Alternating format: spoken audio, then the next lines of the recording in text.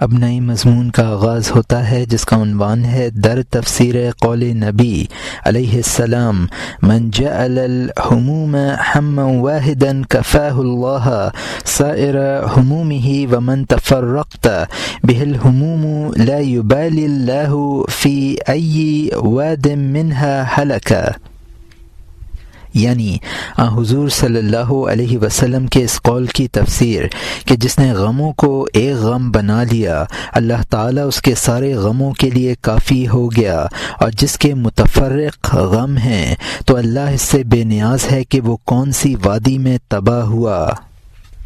ہر جڑ اور کانٹا ہوش کے پانی کو چوس رہا ہے، پھلوں کو تیرے ہوش کا پانی کیسے پہنچے؟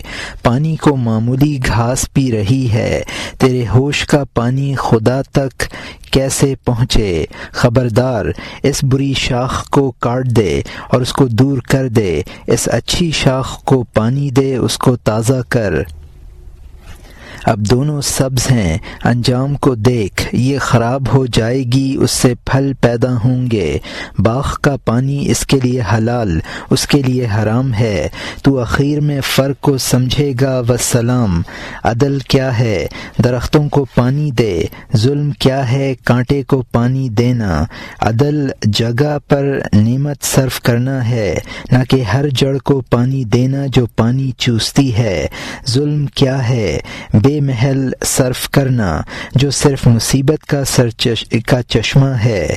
اللہ تعالی کی نعمت جان اور عقل کو دے، نہ کہ پیچش اور گرہوں والی طبیعت کو۔ یہاں مترجم نے حاشیے میں لکھا ہے کہ ہموم ہم کی جمع ہے، یعنی آنے والے کام کا غم و فکر۔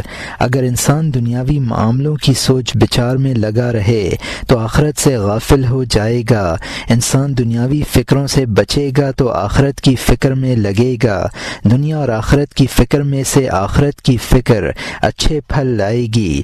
دنیا کے باغ کو فکر کا پانی دینا درست نہیں ہے۔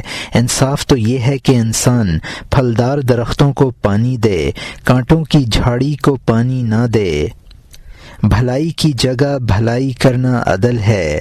ظلم کوئی کام بے موقع کرنا ظلم ہے۔ اللہ کی عطا کردہ نعمتیں سے روح انسانی کی تربیت کرنی چاہیے، نہ کہ روح حیوانی کی۔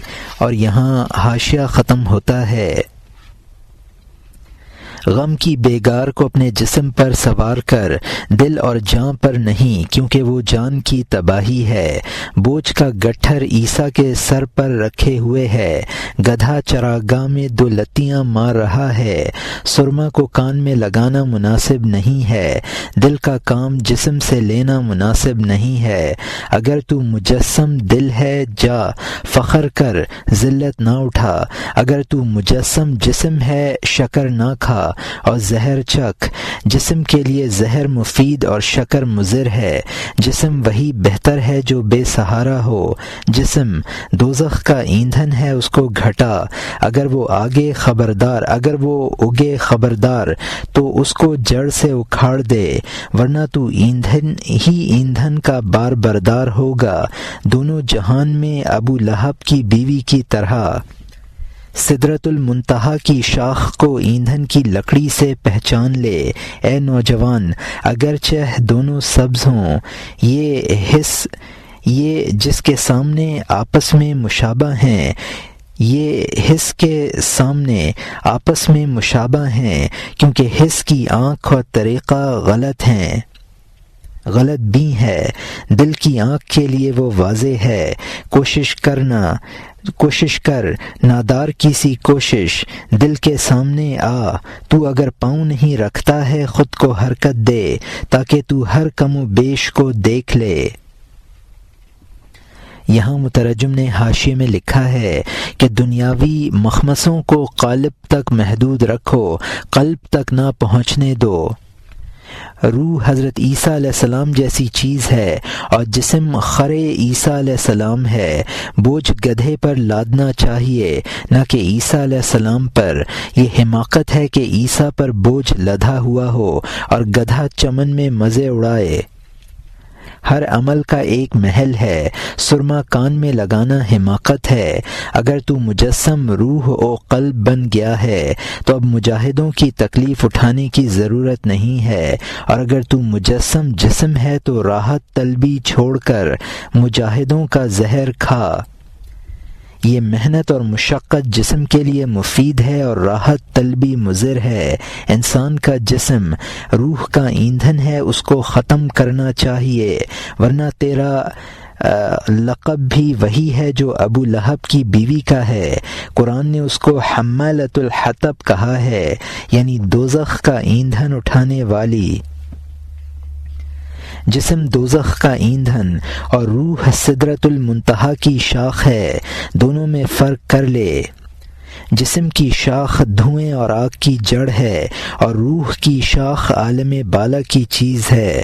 یہ دونوں شاخیں یکساں نظر آتی ہیں، جس کی وجہ آنکھ کی غلط بینی ہے۔ دل کی آنکھ سے دیکھ، دونوں میں فرق نظر آئے گا۔ انسان کو غلط بینی سے نکلنے کی بہر صورت کوشش کرنی چاہیے۔ اگر پاؤں نہیں ہے تو جسم کو ہی سرکانا چاہیے۔ اور یہاں حاشیہ ختم ہوتا ہے، کیونکہ یہ حرکت کرنا برکت حاصل کرنے کی کنجی ہے۔ اے دل، تو حرکت کرنے سے فائدہ مند ہوگا۔ یہاں مترجم نے حاشیے میں لکھا ہے کہ برائی سے حتی المقدور بچنا مفید ہے۔ جب انسان راہ طریقت میں کوشاں ہوتا ہے تو اللہ تعالی راستہ دکھاتے ہیں۔ اگر فنا اختیار کرتا ہے تو اس کو بقا نصیب ہوتی ہے۔ انسان جس قدر کثر نفسی اختیار کرتا ہے اسی قدر اس کو بلندی نصیب ہوتی ہے۔ اور یہاں حاشیہ ختم ہوتا ہے۔ اب نئے مضمون کا آغاز ہوتا ہے جس کا عنوان ہے در معنی این ربائی، گر راہ روی راہ برد بکشایند، ورنیست شوی بہستیست بگرایند، ور پشت شوی نگنجی اندر عالم و نگاہ ترابے تو بتو بنمایند۔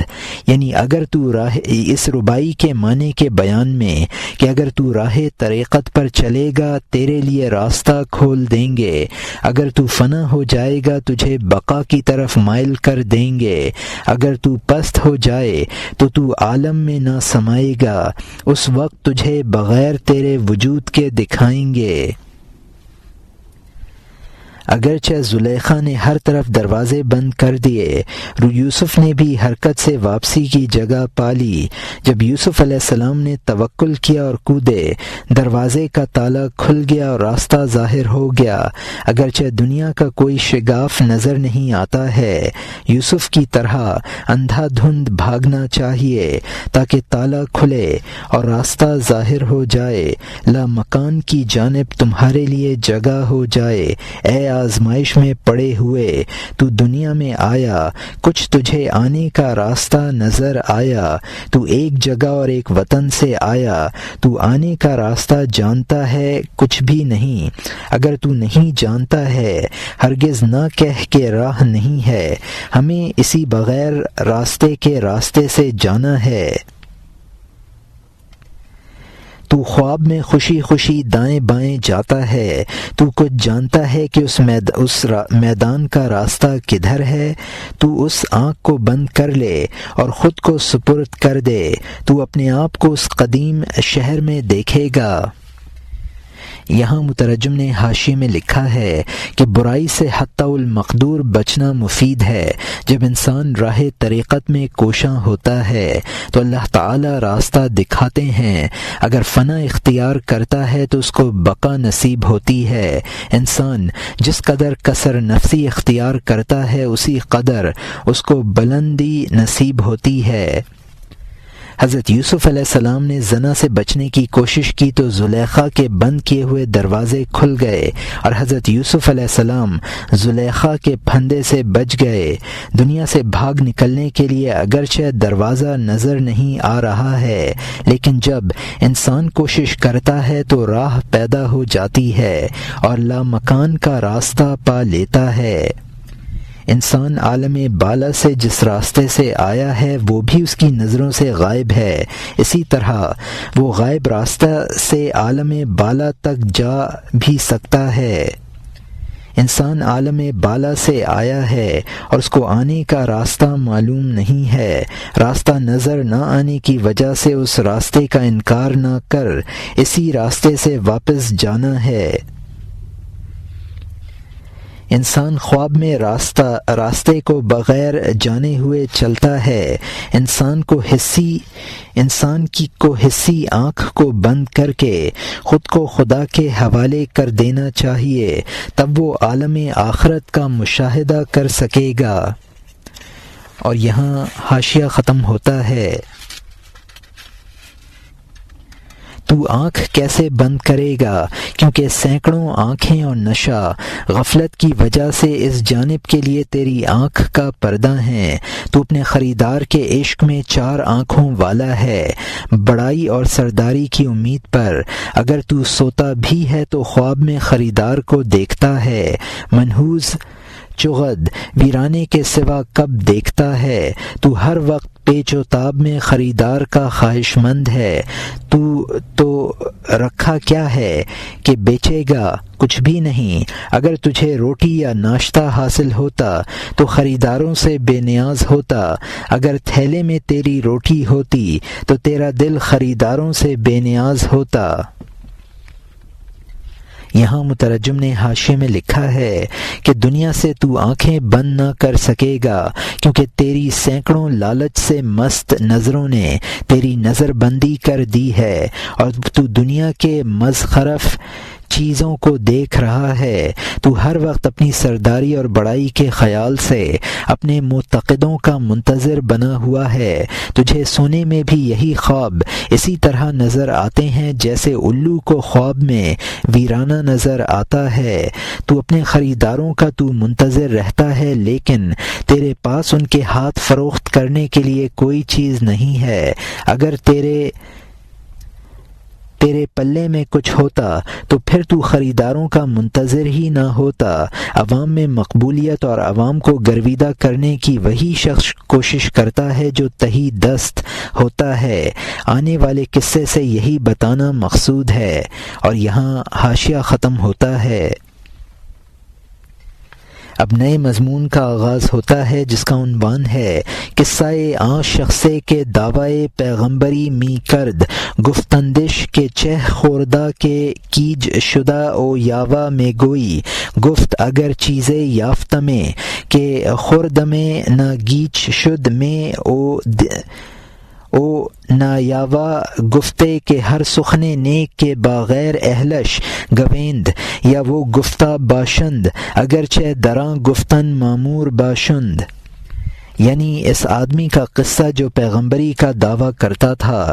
لوگوں نے اس سے کہا تو نے کیا کھا لیا ہے کہ احمق بنا اور بکواس کرتا ہے؟ اس نے کہا کہ اگر میں کوئی چیز پا لیتا جو کہ میں کھا لیتا، نہ احمق ہوتا نہ بکواس کرتا، کیونکہ ہر بھلی بات جو نااہلوں سے کہتے ہیں بکواس بکتے ہیں، اگرچہ وہ اس کہنے میں خدا کی جانب سے مقرر ہوں۔ ایک شخص کہتا تھا کہ میں پیغمبر ہوں اور میں تمام پیغمبروں سے بڑھ کر ہوں۔ لوگوں نے اس کی گردن باندھی اور اس کو بادشاہ کے سامنے لے گئے کہ یہ کہتا ہے کہ میں خدا کی جانب سے رسول ہوں۔ یہاں مترجم نے حاشیے میں لکھا ہے یہ ایک مسخرہ تھا جس نے افلاس سے مجبور ہو کر نبوت کا دعویٰ کیا تھا تاکہ اس کے ذریعے ہی کچھ کمائے۔ وہ اپنی گفتگو میں ایسے جملے استعمال کرتا تھا جن کے 2 معنی ہو سکتے تھے۔ ایک معنی نبوت کے دعوے پر محمول ہو سکتے تھے، دوسرے معنی کا نبوت سے کوئی تعلق نہ تھا۔ دنیا کی ہر چیز کوئی پیغام دیتی ہے۔ یہ انسان تھا، لہٰذا تمام کائنات سے افضل تھا۔ نیز یہ معنی بھی ہیں کہ میں پیغمبر ہوں اور دنیا کے سب پیغمبروں سے افضل ہوں۔ یہاں مترجم کا حاشیہ ختم ہوتا ہے۔ لوگ اس پر چونٹیوں اور ٹڈیوں کی طرح جمع تھے کہ کیا مکر ہے اور کیا مکاری اور کیا جال ہے وہ، اور اگر رسول وہ ہوتا ہے جو عدم سے آئے تو ہم سب پیغمبر اور معزز ہیں، ہم اس جگہ سے آئے ہیں، یہاں مسافر ہیں، اے استاد تو کیوں مخصوص ہوگا؟ اس بھلے رسول نے ان کو جواب دیا کہ اے اندھو اور بیہودہ اور نادانوں کے گروہ، اے قوم تم یہ نہیں سمجھتے کہ تقدیر سے تم اندھے پن سے بے خبری میں یہاں آ گئے ہو؟ تم سوئے ہوئے بچے کی طرح یہاں آ گئے ہو، تم راہ و منزل سے بے خبر تھے، تم سوتے ہوئے اور بے ہوشی میں منازل سے گزر گئے، راستہ اور نشیب و فراز سے بے خبر، ہم بیداری میں اور خوشی سے چلے، بغیر 5 اور 6 کی جگہ سے 5 اور 6 والی جگہ تک، جڑ اور بنیاد سے منزل کو دیکھا، راہبروں کی طرح باخبر اور راہبروں کی طرح باخبر اور روشناس بن کر لوگوں نے بادشاہ سے کہا اس کو شکنجہ میں ڈال دیجئے تاکہ اس جیسا کبھی کوئی ایسی بات نہ کہے۔ شاہ نے اس کو بہت لاغر اور کمزور دیکھا کہ وہ کمزور ایک تماچے سے مر جائے گا، اس کو کب بھینچا یا مارا جا سکتا ہے کیونکہ اس کا بدن شیشے کی طرح ہو گیا ہے، لیکن میں اس کو خوشی سے کہوں گا کہ تو بکواس کی سرکشی کیوں کرتا ہے؟ یہاں مترجم نے حاشیے میں لکھا ہے، اس مسخرے نے اپنے رسول ہونے کا مطلب یہ بتایا تھا کہ وہ اللہ کے پاس سے دنیا میں آیا ہے اور اس کو اللہ تعالی نے ملک عدم سے دنیا میں بھیجا ہے۔ لوگوں نے کہا اگر رسول کا مطلب یہ ہے تو ہم سب بھی ملک عدم سے دنیا میں آئے ہیں، لہٰذا ہم سب رسول ہیں، تیری کیا خصوصیت ہوئی؟ اس مسخرے نے ان کو جواب دیا بے شک تم بھی ملک عدم سے آئے ہو، لیکن ایسے اندھے پن سے آئے ہو کہ نہ تمہیں راستے کا پتہ چلا نہ منزل کا۔ مسخرے نے کہا تم لوگ سوتے ہوئے بچے کی طرح ملک عدم سے راستہ طے کر کے دنیا میں آئے ہو، میں ملک عدم سے بیداری کی حالت میں دنیا میں آیا ہوں۔ لوگوں نے شاہ سے اس کو سزا دینے کا مطالبہ کیا، شاہ نے اس کو بہت کمزور دیکھا، چونکہ وہ بہت کمزور ہے سزا کو برداشت نہ کر سکے گا۔ شاہ نے سوچا کہ بجائے سزا کے اس کو سمجھا دے، اور یہاں حاشیہ ختم ہوتا ہے۔ کیونکہ اس جگہ سختی کارآمد نہ ہوگی، کیونکہ سانپ نرمی سے غار سے باہر آتا ہے۔ لوگوں کو اس کے چاروں طرف سے ہٹا دیا۔ بادشاہ خوش مزاج تھا اور نرمی اس کی عادت تھی، تو اس کو بٹھایا، پھر اسے وطن پوچھا کہ تو روزگار اور ٹھکانہ کہاں رکھتا ہے؟ اس نے کہا اے بادشاہ میں دارالسلام کا ہوں، اس جگہ سے اس ملامت کے گھر میں آ گیا ہوں، نہ میرا گھر ہے اور نہ کوئی ساتھی ہے، چاند نے زمین پر کب گھر بنایا ہے؟ بادشاہ نے مذاق میں پھر اس سے کہا کہ تو نے کیا کھایا ہے اور تیرے پاس ناشتے کے لیے کیا ہے؟ تجھے بھوک ہے؟ تو نے صبح کیا کھایا ہے کہ تو اس قدر نشے میں اور شیخی اور تکبر سے بھرا ہوا ہے؟ اس نے کہا اگر میرے پاس باسی یا تازہ روٹی ہوتی میں پیغمبری کا دعویٰ کب کرتا۔ اس جماعت کے سامنے پیغمبری کا دعویٰ کرنا ایسا ہے جیسا کہ پہاڑ میں سے دل تلاش کرنا۔ پہاڑ اور پتھر سے کسی شخص نے عقل اور دل کی جستجو نہیں کی ہے، مشکل نکتے کی سمجھ بوجھ کو نہیں تلاش کیا ہے۔ تو جو کچھ کہتا ہے وہ اس کو دوہرا دیتا ہے کہ وہی مذاق کرتا ہے، جس طرح مذاق اڑانے والے۔ کہاں یہ قوم، کہاں پیغام خداوندی، پتھر سے کس کو جان کی امید ہوتی ہے؟ اگر تو عورت کا پیغام لائے اور سونا، تیرے سامنے سب چاندی اور سر رکھ دیں گے۔ کہ فلاں جگہ ایک معشوق تجھے بلاتا ہے، وہ تجھ پر عاشق ہو گیا ہے اور تجھے جانتا ہے، اور اگر تو شہد جیسا خدا کا پیغام لائے کہ اے قول و قرار کے سچے اللہ کی جانب آ جا، موت کی دنیا سے ساز و سامان کے عالم کی جانب چل، جب بقا ممکن ہو تو ہلاک نہ ہو، تیرے خون اور جان اور سر کا قصد کریں گے، ہنرمندی اور دین کی حمایت کی وجہ سے نہیں بلکہ گھر بار کی وابستگی کی وجہ سے۔ ان کو یہ بات سننا کڑوا معلوم ہوتا ہے، اور یہاں حاشیہ ختم ہوتا ہے، اور یہاں مترجم نے حاشیے میں لکھا ہے کہ بین بجانے سے سانپ سوراخ سے باہر نکل آتا ہے۔ شاہ نے تنہائی میں اس سے پوچھا کہ کہاں کا رہنے والا ہے اور کیا کام کرتا ہے۔ اس نے کہا دارالسلام سے دارالملام میں آیا ہوں۔ دارالسلام یعنی سلامتی کا گھر، اور دارالملام ملامت کا گھر۔ میں چاند کی طرح ہوں، لہٰذا نہ میرا کوئی گھر معین ہے نہ کوئی ہم نشین ہے۔ بادشاہ نے تفریحاً اس سے کہا کہ تو نے کیا کھایا تھا اور ناشتے کے لیے تیرے پاس کیا ہے؟ اس نے کہا اگر کچھ ہوتا تو میں پیغمبری کا دعویٰ کیوں کرتا؟ ان لوگوں میں پیغمبری کا دعویٰ ایسا ہی مشکل کام ہے جیسا کہ کوئی پہاڑ میں دل کو تلاش کرے۔ پہاڑ اور پتھر کا دل کوئی تلاش نہیں کرتا ہے، نہ ان سے یہ توقع کرتا ہے کہ وہ باریک اور مشکل نکتے سمجھ لیں گے۔ پہاڑ سے تم جو کچھ کہو گے وہ بازگشت آواز سے تمہارا مذاق ہی اڑائے گا۔ یہی حال اس قوم کا ہے کہ خدا کے پیغام سے ان کو کوئی مناسبت نہیں ہے۔ اگر ان کے پاس کسی حسین عورت کا پیغام لاؤ تو سب کچھ قربان کر دیں گے۔ اگر ان کو یہ پیغام دو کہ فلاں جگہ ایک معشوق ہے، وہ تم پر عاشق ہے اور تمہیں خوب جانتا ہے، یعنی اگر انہیں خدا کی طرف بلاؤ تو ناگوار ہوتا ہے۔ یہ پیغام دو کہ فانی دنیا سے آخرت کی طرف رجوع کرو، تو یہ لوگ اس پیغام پر پیغامبر کی جان کے دشمن بن جاتے ہیں۔ یہ لوگ اللہ کے پیغام کو جو رد کرتے ہیں تو کسی دین کی حمایت میں نہیں کرتے ہیں، بلکہ چونکہ ان کو اس فانی دنیا سے دلچسپی ہے اس لیے رد کرتے ہیں، اور ان کو میٹھا پیغام تلخ لگتا ہے، اور ان کی مثال اس گدھے کی سی ہے جس کا ذکر آگے آ رہا ہے۔ زخمی گدھے کے زخم دھونے کے لیے اگر کوئی شخص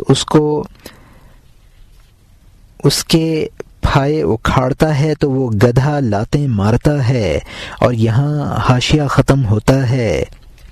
اب نئے مضمون کا آغاز ہوتا ہے جس کا عنوان ہے سبب عداوت عام و بیگانہ زیستن ایشان با اولیاء خدا کے بحق شان میخوانند و باب حیات ابدی ارشاد می نمایند، یعنی عوام کی عداوت اور ان کے خدا کے اولیاء سے بیگانہ ہو کر زندگی کا یہ سبب ہوئے کہ وہ ان کو اللہ تعالی کی طرف بلاتے ہیں اور ہمیشگی کی آب حیات کی طرف رہنمائی کرتے ہیں۔ پٹی گدھے کے زخم پر سخت چپکی ہوئی ہے، جب تو اسے ٹکڑے ٹکڑے اکھاڑے گا وہ گدھا یقیناً تکلیف کی وجہ سے دو لتیاں مارے گا۔ خوش نصیب ہے وہ شخص جو اس سے بچ گیا، خصوصاً جب 50 زخم ہوں اور ہر جگہ پٹی پیپ کی نمی میں اس پر چپکی ہوئی ہو۔ گھر بار پٹی ہے اور یہ ہرس زخم ہے، جس کو زیادہ ہرس ہوئی اس کے زخم زیادہ ہوں گے۔ چغت کا گھر بار صرف ویرانہ ہے، وہ بغداد اور طبس کی خوبیاں نہیں سنتا ہے۔ اگر شاہی باز راستہ طے کر کے آئے ان چغدوں کو بادشاہ کی سینکڑوں خبریں سنائے۔ یہاں مترجم نے حاشیے میں لکھا ہے، خصوصاً جب زیادہ اور خراب زخم ہوں اور پھائے ان پر چپک گئے ہوں تو گدھا زیادہ لاتیں مارتا ہے۔ ان دنیا داروں کی حرص ان کے زخم ہیں اور گھر بار ان زخموں کے پھائے ہیں۔ الو کا مسکن ویرانہ ہے، اگر اس کو کوئی بغداد اور طبس شہروں کی خوبی سنائے گا تو وہ کبھی سننے کے لیے تیار نہ ہوگا۔ اگر کوئی اللہ کا پیغمبر ان کو اللہ کی باتیں سناتا ہے تو یہ دنیا دار چغد اس کا مذاق اڑاتے ہیں۔ اور یہاں حاشیہ ختم ہوتا ہے۔ دارالسلطنت اور باغ اور نہر کی تفصیل۔ تو ہر دشمن اس کا مذاق اڑائے گا کہ بعض پرانا قصہ کیوں لایا کہ بیہودہ اور شیخی کی باتیں کر رہا ہے۔ پرانے اور ہمیشہ کے لیے سڑے ہوئے وہ ہیں، ورنہ وہ بات پرانے کو نیا کر دیتی ہے، پرانے مردوں کو جان عطا کر دیتی ہے، عقل کا تاج اور ایمان کا نور دے دیتی ہے۔ روح بخشنے والے معشوق سے دل نہ چرا، کیونکہ وہ تجھے عمدہ گھوڑے پر سوار کر دے گا۔ سر بلند کرنے والے، تاج بخشنے والے سے سر نہ چھپا، کیونکہ وہ دل کے پاؤں سے سینکڑوں گرہ کھول دے گا۔ کس سے کہوں پورے گاؤں میں زندہ کون ہے، آب حیات کی جانب دوڑنے والا کون ہے؟ تو ایک ذلت کی وجہ سے عشق سے بھاگ جانے والا ہے۔ تو عشق کے نام کے سوا کیا جانتا ہے؟ عشق کے سینکڑوں ناز اور غرور ہیں، عشق سینکڑوں نازوں سے ہاتھ لگتا ہے۔ عشق چونکہ وفادار ہے، وفادار کا خریدار ہے، بے وفا دوست کی طرف نظر نہیں کرتا ہے۔ انسان درخت کی طرح ہے اور وفائے عہد جڑ ہے۔ جڑ کی کوشش سے حفاظت کرنی چاہیے۔ خراب عہد سڑی ہوئی جڑ ہوتا ہے اور مہربانی کے پھلوں سے کٹا ہوا ہوتا ہے۔ کھجور کی شاخ اور پتے اگرچہ سبز ہوں، جڑ کی خرابی کے ہوتے ہوئے سبزی مفید نہیں ہے، اور اگر سبز پتے نہ ہوں اور جڑ صحیح ہے، انجام کار سینکڑوں پتے ہاتھ نکالیں گے۔ تو اس کے علم سے دھوکہ نہ کھا، عہد کی جستجو کر۔ علم چھلکا جیسا ہے اس کا عہد اس کا مغز ہے۔ یہاں مترجم نے حاشیے میں لکھا ہے کہ دنیا دار پیغمبر کی باتوں پر کہتے ہیں کہ یہ پرانی کہانیاں ہیں، یہ خود پرانے اور بوسیدہ ہیں، ورنہ یہ باتیں تو پرانے کو بھی نیا بنا دیتی ہیں۔ جن لوگوں کے دل مردہ ہو چکے ہیں یہ باتیں ان کو نئی زندگی بخش دیتی ہیں، عقل کا تاج اور ایمان کا نور عطا کر دیتی ہیں۔ اس دلربا کی ان باتوں سے دل نہ چرا، وہ تیرے سرکش نفس پر تجھے قابو دے گا۔ یہ پیغمبر وقت تجھے تاج پہنا دے گا، تیرے دل کی گرہیں کھول دے گا۔ لیکن ان باتوں کے سننے والے کہاں ہیں؟ آب حیات کے طالب مفقود ہیں۔ تو بیق خواری عشق میں اگر ایک ذلت اٹھانی پڑ جائے تو عشق کو چھوڑ بھاگتا ہے۔ تو نے صرف عشق کا نام سنا ہے، اس کی حقیقت سے آگاہ نہیں ہے۔ عشق بہت متکبر اور نازوں بھرا ہے، بہت مصیبتوں سے ہاتھ لگتا ہے۔ عشق وفادار ہے اور وفاداری کو حاصل ہوتا ہے، اور وفادار ہی کو حاصل ہوتا ہے۔ وہ بے وفا کی طرف نظر بھر کر بھی نہیں دیکھتا ہے۔ انسانیت کی اصل اور جڑ وفاداری ہے، اور درخت کی جڑ کی حفاظت ضروری ہے۔ جس شخص میں وفاداری نہ ہو وہ اس درخت کی طرح ہے جو جڑ گل جانے سے پھلوں سے محروم ہو گیا ہو۔ جس درخت کی جڑ گل گئی ہو اس کے پتوں کی سبزی کچھ مفید نہیں ہے۔ اگر جڑ درست ہے پتوں کے جھڑ جانے سے کوئی نقصان نہیں ہے، پتے پھر آ جائیں گے۔ کسی انسان کے علم سے دھوکہ نہ کھانا چاہیے، یہ دیکھنا چاہیے کہ اس میں وفاداری کا مادہ ہے یا نہیں۔ وفاداری انسان کا جوہر ہے۔ اور یہاں حاشیہ ختم ہوتا ہے۔ اب نئے مضمون کا آغاز ہوتا ہے جس کا عنوان ہے در بیان آن کا مرد بدکار چوں متمکن شود در بدکاری او اثر دولت نیکو کاراں ببیند شیطان صفت شود او مانے خیر گرد داز خیر گردد از حسد ہمچوں شیطان کہ خرمن سوختہ ہمارا خرمن سوختہ خواہد رأیت الذی ینہی عبدا اذا صلی، یعنی اس کا بیان کہ بدکار انسان جب بدکاری میں لگ جاتا ہے اور نیکوں کی دولت کا اثر دیکھتا ہے شیطان جیسا بن جاتا ہے، اور حسد سے شیطان کی طرح بھلائی کے لیے مانع بن جاتا ہے، کیونکہ جس کا کھلیان جل گیا ہو سب کو جلے ہوئے کھلیان والا چاہتا ہے۔ ارأیت الذی ینہی عبدا اذا صلی، کیا تو نے نہیں دیکھا اس کو جو بندے کو منع کرتا ہے جبکہ وہ نماز پڑھے آخر تک؟ جب تو وفاداروں کو سود مند دیکھتا ہے تو شیطان کی طرح اس وقت حاسد بن جاتا ہے۔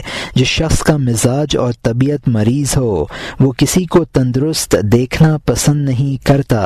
اگر تو شیطان کا سا حسد نہیں کرنا چاہتا ہے آجا دعوے کے دروازے سے ہٹ کر وفا کی درگاہ میں، جبکہ تجھ میں وفا نہیں ہے اس کا نام نہ لے، کیونکہ یہ بات اکثر تکبر کا دعویٰ ہے، یہ بات سینے میں مغزوں کی آمدنی ہے، چپ رہنے میں جان کے مغز کا بہت اضافہ ہے۔ جب وہ بات زبان پر آئی مغز خرچ ہو گیا، خرچ نہ کر تاکہ عمدہ مغز باقی رہے۔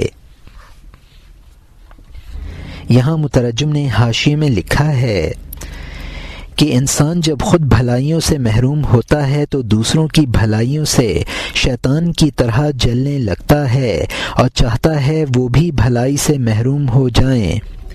یہی حال ابو جہل کا تھا، حضور صلی اللہ علیہ وسلم کو نماز پڑھتے نہ دیکھ سکتا تھا۔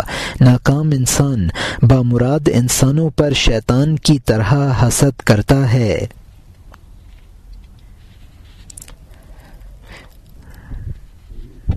اگر انسان اس ابلیسی صفت سے بچنا چاہے تو خود کو کامیاب بنائے۔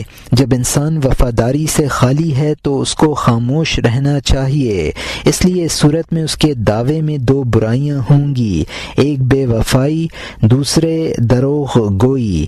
انسان کی زیادہ باتیں عموماً تکبر پر مبنی ہوتی ہیں۔ جب تک بات سینے میں ہے وہ روح کا جوہر ہے، اس کو خرچ نہ کرنا چاہیے۔ بات کرنے سے روح کا جوہر صرف ہوتا ہے تو اس کو خرچ نہ کرنا چاہیے۔ اور یہاں حاشیہ ختم ہوتا ہے۔ کم گو انسان کا خیال وزنی ہوتا ہے، باتیں کرنے کا چھلکا جب بڑھا عمدہ مغز ختم ہو گیا، چھلکا بڑھا اور مغز گھٹا، چھلکا گھٹا تو عمدہ مغز بڑھا۔ ان تین پکے ہوں کو دیکھ لے، اخروٹ کو اور بادام کو اور پستہ کو۔ جو نافرمانی کرتا ہے شیطان بن جاتا ہے، کیونکہ وہ نیکوں کی دولت کا حاسد ہو جاتا ہے۔ جب تو نے خدا کے عہد کی وفا کی، عنایت کر کے خدا تیرے عہد کی حفاظت کرتا ہے۔ اللہ تعالی کی وفاداری سے تو نے آنکھ بند کر لی ہے۔ اذکروا واذکرکم، یعنی تم یاد کرو میں تمہیں یاد کروں گا۔ تو نے نہیں سنا ہے، کان لگا، تم میرے عہد کی وفاداری کرو کو سن، تاکہ دوست کی جانب سے میں تمہارا عہد پورا کروں گا کی بشارت آ جائے۔ اے غمگین، ہمارا عہد اور قرض کیا ہوتا ہے؟ ایسا ہی ہے جیسا کہ زمین میں خشک دانہ بونا، اس سے زمین کو کوئی اضافہ یا بڑھوتری نہیں ہے، نہ زمین کے مالک کے لیے مالداری ہے، سوائے اس اشارے کے کہ مجھے اس میں سے درکار ہے، کیونکہ تو نے ہی اس کی اصل کو عدم سے عنایت کیا تھا۔ میں نے کھا لیا اور ایک دانہ نشانی کے لیے لے آیا ہوں کہ اس نعمت کو ہمارے لیے بھیج دے۔ اے نیک بخت، خشک دعا کو چھوڑ دے جو کہ دانہ بکھیرتا ہے، درخت چاہتا ہے اگر تیرے پاس دانہ نہیں ہے۔ اللہ تعالی اس دعا سے تجھے کھجور عنایت کر دے گا، کیونکہ اس نے جو کوشش کی ہے وہ اچھی ہے۔ یہاں مترجم نے حاشیے میں لکھا ہے، اصل خیال مغز ہے اور اس کی تعبیر کے الفاظ چھلکا ہیں۔ جس قدر چھلکا کم ہوگا گودا بڑھے گا۔ اخروٹ اور بادام اور پستے کو دیکھ لے، ان کا اگر چھلکا موٹا ہے گری کم نکلے گی۔ گناہگار شیطان صفت حاسد بن جاتا ہے۔ جب انسان عہد الست یا فرائض کے عہد میں وفاداری دکھاتا ہے تو پھر خدا اس کے عہد کی نگہبانی فرماتا ہے اور عہد شکنی سے بچا دیتا ہے۔ قرآن پاک میں ہے، اذکرونی اذکرکم واشکروا لی ولا تکفرون، تم مجھے یاد کرو میں تمہیں یاد کروں گا، اور میرا شکریہ ادا کرو اور کفر نہ کرو۔ قرآن پاک میں ہے، اوفو بعہدی اوفی بعہدکم، تم میرے عہد کی وفا کرو میں تمہارے عہد کی وفا کروں گا۔ ہم جو اللہ تعالیٰ سے عہد کرتے ہیں یا اس کو قرض دیتے ہیں اس میں ہمارا ہی فائدہ ہے۔ اس کی مثال یہ ہے کہ ہم زمین میں ایک دانہ بوتے ہیں، اس سے زمین کو فائدہ نہیں، ہمارا فائدہ ہے۔ دانہ بونے میں یہ اشارہ ہے کہ اللہ تعالیٰ جس طرح تو نے اس دانے کو عدم سے موجود فرما دیا، مجھے اس قسم کا غلہ عطا فرما دے۔ دانہ بونے والا یہ کہتا ہے کہ میں نے جو تیری نعمت کھائی وہ اسی قسم کی تھی، یہ نعمت مجھے اور دے دے۔ عمل سے خالی دعا خراب بیج ہے، اس سے درخت نہ اگے گا۔ عمل کے ساتھ دعا کرنا تجھے میسر نہیں، تو درد سے دعا کر، اس دعا سے مقصود حاصل ہو جائے گا۔ اور یہاں حاشیہ ختم ہوتا ہے۔ جس طرح کہ حضرت مریم علیہ السلام ان کے پاس درد تھا، دانہ نہ تھا، صاحب تدبیر نے اس کھجور کو سرسبز کر دیا کیونکہ وہ دانہ خاتون وفادار تھیں۔ اللہ نے ان کے مانگے بغیر سینکڑوں مرادیں دے دیں۔ جو لوگ وفادار ہوتے ہیں تمام طبقوں پر ان کو فضیلت دے دی گئی ہے۔ دریا ان کی پرورش کرنے والے بنے ہیں، میدانوں کی وسعت ان کے راز نہ سما سکی۔ دریا اور پہاڑ ان کے تابع فرمان بنے، اس جماعت کے چاروں عناصر بھی غلام بنے۔ یہ دکھانے کے لیے اکرام ہے تاکہ منکرین واضح طور پر دیکھ لیں۔ ان کی وہ پوشیدہ کرامتیں ہیں کہ وہ حواس اور بیان میں نہیں آ سکتیں۔ وہ ایسے کام رکھتی ہیں کہ وہ ابدی ہوتے ہیں، مسلسل، نہ منقطع ہوتے ہیں نہ مسترد، بلکہ وہ ہر لحظہ ترقی میں ہوتے ہیں۔ وہ عطا کرنے والا کریم ہے۔ یہاں مترجم نے حاشیے میں لکھا ہے کہ حضرت مریم علیہ السلام نے کھجور کی گٹھی نہیں بوئی تھی، البتہ ان کو درد تھا، اس سے درخت اگ آیا۔ اللہ کے عہد کو پورا کرنے والے سب سے افضل ہیں۔ حضرت موسیٰ علیہ السلام نے تابوت میں دریا میں رہتے ہوئے اور حضرت یونس علیہ السلام نے مچھلی کے پیٹ میں دریا میں رہتے ہوئے پرورش پائی۔ مختلف جگہ بتا دیا گیا ہے کہ آگ، پانی، ہوا، مٹی نے انبیاء کی مدد کی۔